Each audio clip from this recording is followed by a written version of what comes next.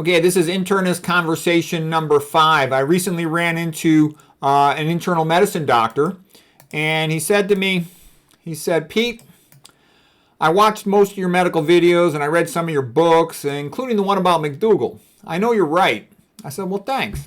He says, you've taken that whole school of thought of McDougall, combined it with your own reading, your own work. I like the reference in the McDougall book. I've been going through some of the papers, and I really liked also the way you went through the epidemiology, the molecular biology, the mechanism, all that stuff. The stuff on blood flow, on ion pumps, the calcium, the mitochondria. It's great. I mean, the way you put it all together, it's awesome. He says, I bow to your medical genius. I'll give you credit. You're a medical genius.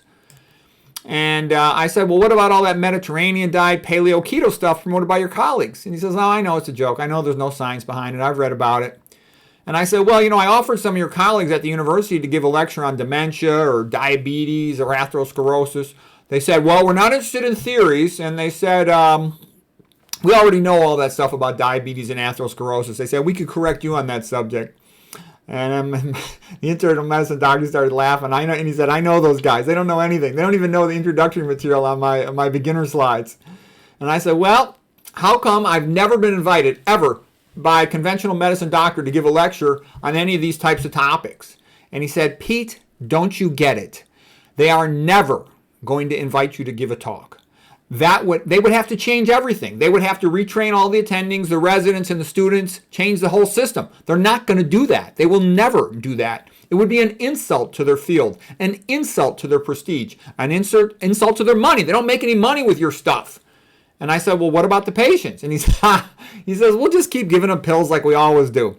And I said, well, what if the patients read my books or watch my videos? And he goes, Pete, he goes, they're never going to let you become well-known. You're effed, okay? He said, they're going to shadow ban you. They're going to send people to discredit you. They will always pay people to lie to the public about paleo, keto, about drugs, about all this stuff.